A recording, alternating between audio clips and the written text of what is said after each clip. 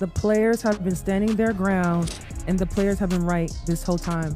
In order for the WNBA to save this league right now, you have to open the books. Let me repeat, open the books. What's the big deal? Guess what? You open the books. In the world of billion-dollar sports franchises, there's a clear turning point in labor battles. It's the moment when negotiations shift from strategy to frustration. When a union runs out of real leverage, when strike threats no longer scare ownership, leaders sometimes turn to public pressure. They appeal to fans, hoping outside support will force change.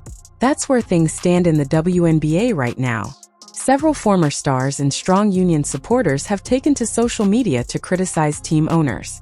Among them is Angel McCoughtry, who has publicly defended the players' position.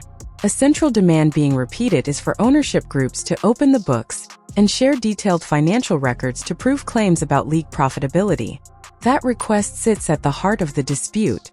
WNBA teams are privately owned businesses. In most industries, private companies are not required to release full financial statements to employees or the public. Access to detailed internal ledgers is typically limited to executives, owners, and in some cases auditors, not labor groups. From the player's perspective, the push for transparency reflects a deeper concern. Many believe the league's recent surge in popularity, driven in part by new stars like Caitlin Clark, has generated far more revenue than what is being acknowledged. They suspect that accounting methods may minimize reported profits, reducing the player's share under the current collective bargaining structure. This tension creates a sharp divide. Owners argue they are operating within standard business practices. Players argue they deserve proof that revenue is being reported fairly. Each side sees the situation through a different economic lens. The public back and forth has grown intense, emotional, and highly visible. What began as a contract negotiation has turned into a broader debate about trust, transparency, and power within professional sports. At its core, the conflict isn't just about spreadsheets. It's a The players have been standing their ground, and the players have been right this whole time. In order for the WNBA to save this league right now, you have to open the books. Let me repeat, open the books. What's the big deal? Guess what? You open the books and... The phrase "open the books" has become a rallying cry in this dispute. Some players and supporters argue that if the WNBA wants to rebuild trust and move forward, ownership should release detailed financial records. That demand reflects deep frustration. Many players feel the league's growth, especially with the rise of stars like Caitlin Clark, has not been fully reflected in salaries or revenue sharing. From their point of view, transparency would settle the debate. But there's a hard business reality here. WNBA franchises are privately owned. In most industries, employees, even highly paid, high-profile ones, do not have the legal authority to inspect full internal financial statements. Owners provide the capital, take on financial risk, and control the assets. Unless a collective bargaining agreement specifically requires detailed disclosure, private ledgers typically remain private. That doesn't mean players are wrong to negotiate aggressively. Labor unions often push for greater transparency as part of contract talks. However, demanding a full forensic audit of ownership accounts goes beyond what is standard in most private businesses. Voices like Angel McCoughtry have publicly supported the player's position, arguing that greater openness is necessary. Critics respond that such demands misunderstand how corporate governance works in privately held organizations. At its core, this debate isn't just emotional, it's structural. It's about the limits of union power, the legal boundaries of private ownership, and how much financial visibility players can realistically expect during negotiations. The path forward likely won't come from slogans. It will come from structured bargaining, clear contract terms, and agreements both sides are legally prepared to sign. The books. Because they don't have to. They don't have to. It's the same reason that the owner of Target don't open the books to the person working register number 6. The same reason that the owner of McDonald's isn't opening the books to the guy that's... Supporters of ownership make a simple comparison. The head of a company like Target doesn't hand full financial records to every employee. The same idea applies to a privately owned sports franchise. WNBA players, even as elite professionals, are not board members or equity partners. They are unionized employees working under a collective bargaining agreement. From that viewpoint, owners are unlikely to release detailed internal ledgers just to settle a public debate. Reports indicate that ownership has already proposed higher base salaries and added benefits, including housing support, as part of negotiations.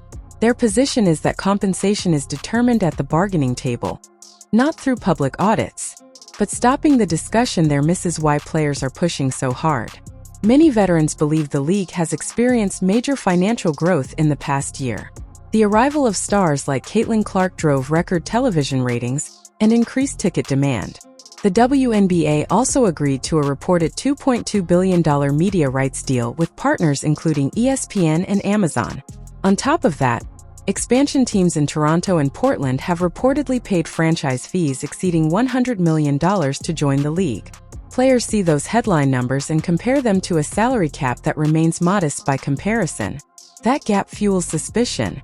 In professional sports and entertainment, there's also a long history of what analysts call Hollywood accounting. Through legal expense allocations such as arena rent, executive compensation, shared services, and other internal charges, ownership groups can reduce or eliminate reported profits on paper. Whether or not that is happening here, the concept itself drives player concern. So while the demand to open the books may not align with how private companies normally operate, it reflects a deeper issue: trust. Players want proof that revenue growth translates into fair compensation. Owners insist they are negotiating within R. Critics of ownership argue that reported losses don't always tell the full story. In many industries, companies can legally reduce taxable profit through depreciation, internal expenses, and other accounting methods. In sports, that can include charging teams rent for arenas owned by the same parent company or allocating shared executive costs across multiple businesses. On paper, those practices can lower or erase profit, even during periods of growth. That suspicion fuels the players' frustration. Over the past year, the WNBA has seen record attention, strong attendance, major sponsorship growth, and a multi-billion-dollar media rights agreement. The rise of stars like Caitlin Clark has clearly boosted visibility and revenue potential. Players look at those headlines and question how the league can still claim steep financial losses while keeping the team salary cap relatively modest. Another flashpoint is executive compensation. Some players have publicly called for disclosure of Commissioner Kathy Engelbert's salary, arguing that leadership pay should reflect the league's stated financial condition. To them, it's symbolic.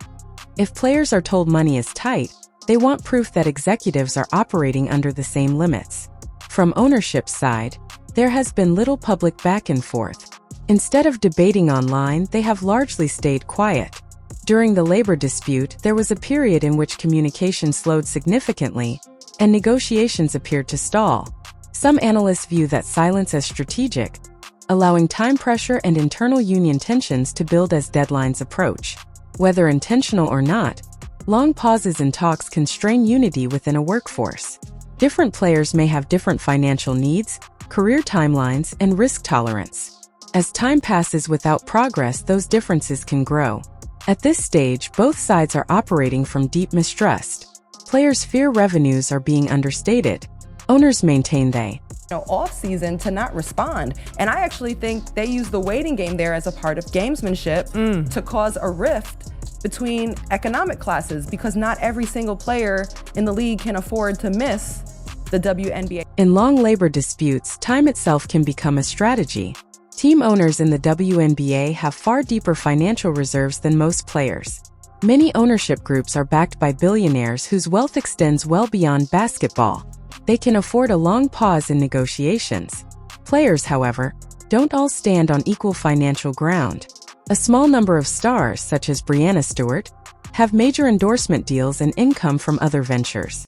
But much of the league consists of role players and rotation pieces whose primary income comes from their WNBA contracts. For them, a delayed season or lockout carries real financial strain. When talks slow down or communication stalls, pressure builds unevenly. Players with fewer outside earnings may grow anxious as deadlines approach. That tension can create differences in opinion within the union about how hard to push and how long to hold out.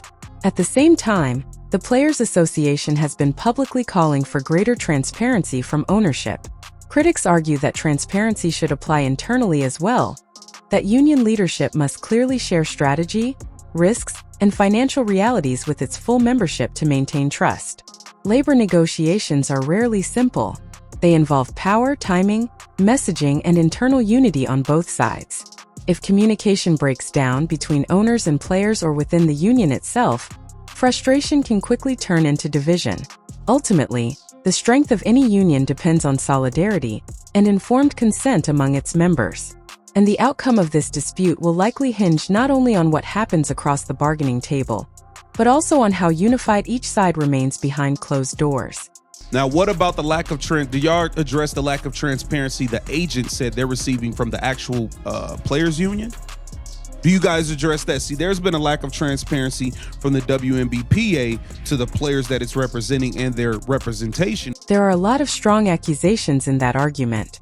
To look at it clearly, it helps to separate emotion from structure. First, on transparency. If it's true that the Women's National Basketball Players Association did not fully share proposal details with agents or rank-and-file players, that would raise legitimate governance concerns. Unions are strongest when members are fully informed about offers, risks, and timelines. Limited communication can create mistrust inside the locker room. That said, collective bargaining often involves controlled messaging. Leadership sometimes summarizes proposals rather than circulating raw drafts to avoid confusion or leaks. Whether that crosses into harmful filtering depends on facts that aren't fully public. On the open the books demand, when players like Angel McCoughtry call for financial transparency, they are reacting to visible league growth. The WNBA recently secured a multi-billion-dollar media deal. Expansion fees have reportedly climbed above $100 million per team, and stars such as Caitlin Clark have driven record ratings and sponsorship interest. From a labor perspective, it's rational to question how that growth translates into player compensation. From a corporate law perspective, privately owned teams are generally not required to hand over full audited financials unless the collective bargaining agreement mandates it. So the demand may be understandable politically, but difficult legally. As for the 6-week silence, in high-stakes negotiations, time pressure is a classic tactic. Owners often have deeper financial cushions. Players, especially those without major endorsements, may feel the squeeze sooner. Letting deadlines approach can test union unity. That's not unique to this league. It's common across professional sports and other industries. But calling it psychological collapse oversimplifies things. What we're likely seeing is a predictable power struggle. Asterisk owners protecting capital and long,